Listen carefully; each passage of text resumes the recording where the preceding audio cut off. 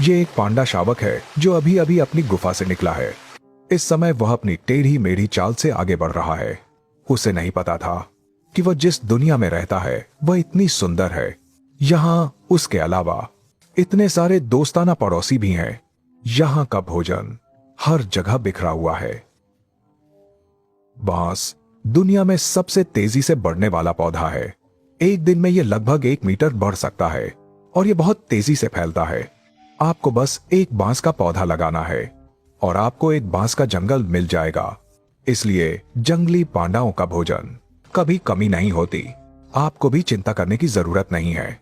जंगल के बांस उनके लिए पर्याप्त हैं या नहीं, ऐसे कहें तो भले ही आपके पास खाने को कुछ ना हो, वे भूखे नहीं रहेंगे।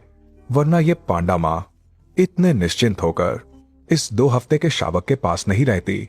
जैसा कि कहा जाता है, घर में अनाज हो तो मन में सुकून रहता है। कुछ महीनों बाद ये पांडा शावक अब और इंतजार नहीं कर सकता। वह मां की गोद छोड़ने को बेताब है, इस खूबसूरत नई दुनिया को खोजने के लिए। लेकिन उससे पहले उसे कुछ ऊर्जा की जरूरत है। फिर पांडा मां की नजरों के सामने वह धीरे धीरे आसपास रेंगने लगता है।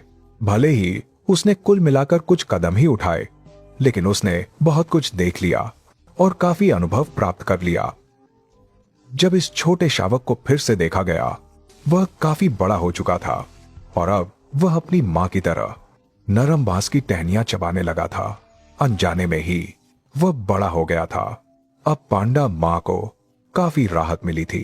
खाने के बाद वे एक दूसरे की मुंह पर बचे भोजन को साफ करते थे। एक बांस का जंगल, 2 पांडा वाकई में इतना सुंदर दृश्य बना सकते थे। इतना गर्मजोशी भरा चित्र।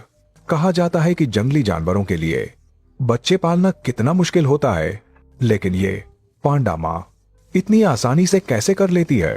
खेलते हंसते अनजाने में बड़ा हो गया। क्या वाकई में भगवान उसे खाना देता है? भले ही उनकी पेड़ पर चढ़ने की कला बंदरों जितनी फुर्तीली नहीं है, लेकिन सामान्य पेड़ों पर वे कम से कम चढ़ तो सकते हैं और अगर वे गिर भी जाएं तो उन्हें चोट नहीं लगती। उनके पास एक ऐसी सुरक्षा है जिससे सबको जलन होती है। समय तेजी से बीतता है। साल दर साल छोटा शावक 2 साल का हो गया। उसका वजन बढ़कर लगभग 90 किलोग्राम हो गया था। पांडा मां के लगभग बराबर का मां बेटी के बीच का रिश्ता और भी गहरा हो गया था। लेकिन वह अब उस उम्र में पहुंच चुकी थी जब उसे स्वतंत्र होना था। भले ही मन में कितनी भी अनिच्छा हो, फिर भी उसने वह कदम उठाया।